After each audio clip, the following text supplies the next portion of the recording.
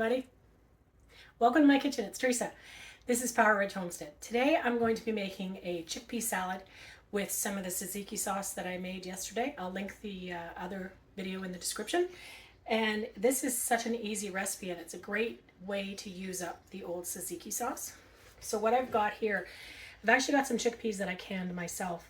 And this is a really easy recipe. I have so many of them in the basement right now. I don't need to worry about canning anymore for a little while. You can can these and then drain them, dry them, cook them, add spices so you have dried snack, add them to a salad. You can make hummus, all kinds of things. It's amazing. So what we want to do though is we want to make a salad today, and we're going to open these up, and I'm going to drain them only because for the recipe it needs to be drained. But the liquid that is in the chickpeas is actually, you can make it, what is it called? Aquafaba is the name of the liquid once you use it, and it's an egg replacement. So you can thicken it, whip it up like an egg, add a little bit of tartar sauce, not tartar sauce, oh my gosh, we're not doing fish here. Add a little bit of cream of tartar, like 1/8 of a teaspoon. It'll help whip it. So unwhipped, it's like an egg binder, and you can use it in cake recipes, that type of thing. But then whipped up, you can use it in recipes where you need egg whites, or you can even whip it up even further and stiffer and make it like a meringue. It's really amazing. It's only been, I think it was identified maybe a few years ago that this was something that could be done. So take a look on the internet. I'll share a recipe link to aquafaba, and you can try it there. So today we're just going to drain these, and then I'm going to rinse them off in the sink, because the aquafaba is a little bit thicker. You'll notice that with chickpeas. So right now I've just put them into a strainer to get them out of the jar.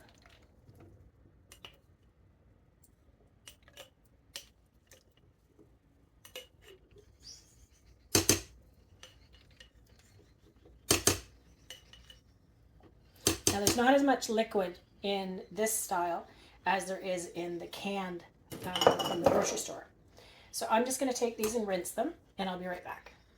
So I'm just going to leave these to drain on a plate because I don't want the liquid to drain everywhere, and I'm not going to put them into the salad bowl just yet. So we also want to take a yellow pepper. Just take out the veins and the seeds. And then we're going to cut this into chunks.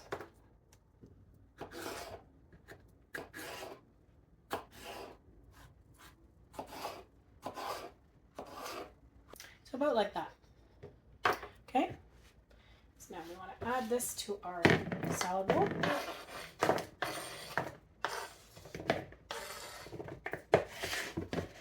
We're also going to add, instead of red onions, I'm actually going to add some radishes that we've got here. These are such an easy, are they a vegetable or are they a fruit? I think they're a vegetable. They're so easy to grow in the garden. And did you know that you can actually eat the radish pods that come from the flowers? They taste like radishes. You can add them to salads. Just eat them right off the plant as well. Okay. So now we want to add the radishes. We want to add some tomato. Now you can put cherry tomatoes, and this is what the recipe actually does call for, is cherry tomatoes, but I don't have any yet, and I actually had to go and purchase some tomatoes. So the ones in my garden are not ready yet. So if you're using cherry tomatoes, you want to cut them in half, or in this case, if we're using tomatoes, we're just going to nice chunkies. Okay.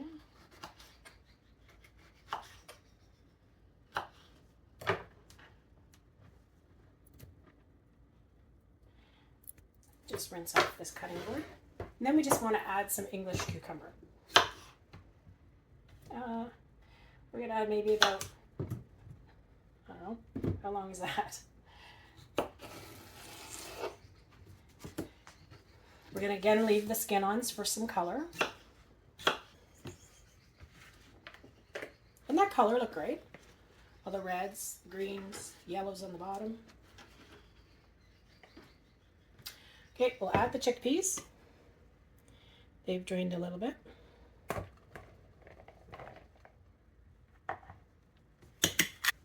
Then what we're going to add as well is some Kalamata olives. These are already pitted, so I don't need to worry about pitting them. Add as many as you like. Okay.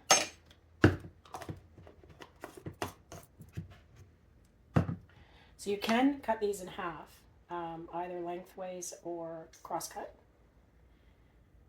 They're a little bit soft because they've been brined. I'm just going to leave them whole. So what we want to do now is we want to add to the salad our tzatziki sauce from yesterday. So give this a quick stir. You didn't see yesterday's video. This has mint and cucumber, Greek yogurt, onion, garlic, lemon juice. So we're just going to add about 3 scoops to start. And we're going to give that a bit of a stir. So I'm not quite sure how much salad dressing to put in. So the tzatziki we're using as a dressing instead of a sauce. I don't want too much in there. So let's get it all stirred around. Then we're just going to put this back in the fridge again for dinner. Make sure it's a nice cold salad because it's very warm out today. It's about 28, 29 degrees. Look at the color. And that'll be a nice refreshing salad.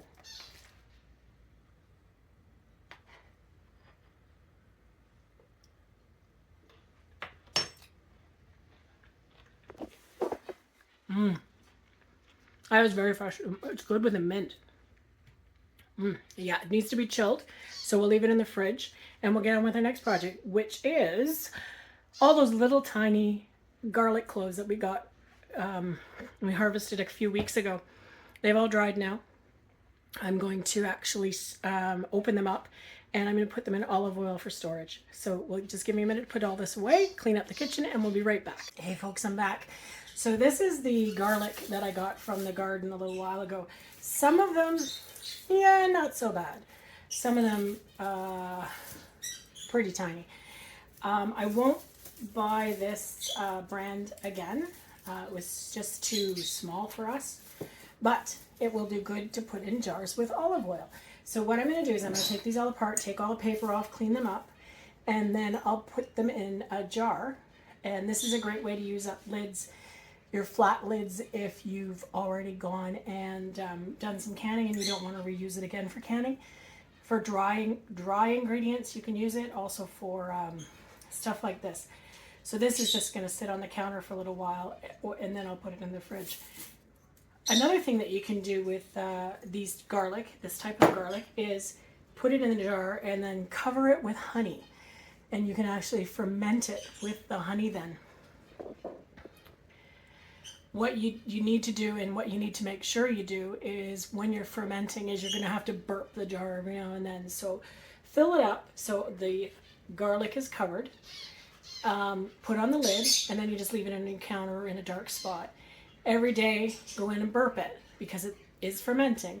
The honey will get thinner as it goes along, and then it's great for helping, like, take a clove, cook with it if you want. It's also great for colds in the wintertime, and just eat one. So what I'm going to do here is I'm going to take all these apart.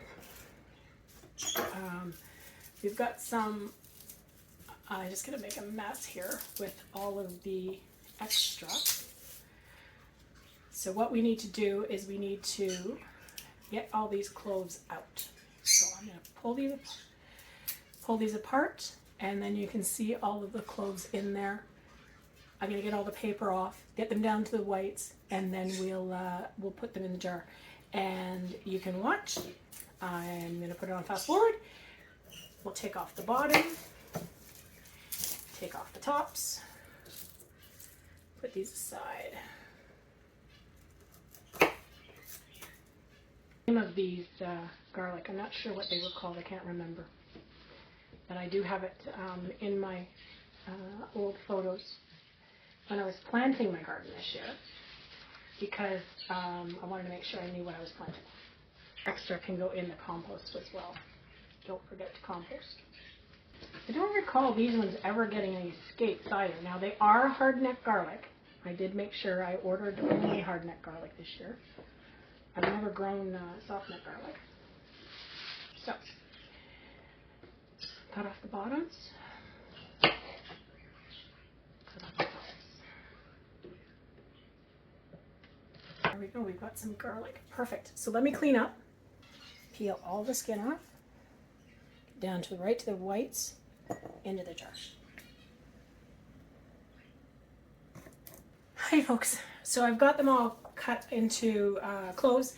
Now I just got to take the purple paper off and then they can fit in here. I wanted to make sure that I did actually have enough that would fit in my jar, and it looks like I will. So it's a good size pint that we have there. And I also checked on the type of garlic that we put in, and it was called rocambole. It's a rich spicy flavor, it says. Now when I looked at my pictures, because I had all three of the types of garlic that I had, the cloves themselves were not as small as this, so I don't think they just grew very well in my garden. They look to be about average size. I'm looking forward to trying this in the olive oil though. It should be rich and spicy as it says. So with that, let's get going. And you're done. So I'll do the rest of these. I'll be right back. Okay folks, so there we go. We have our jar of garlic. So what I'm going to do now is I just want to, in order to preserve it, is I just want to pour some olive oil over top. And I should have enough in this can.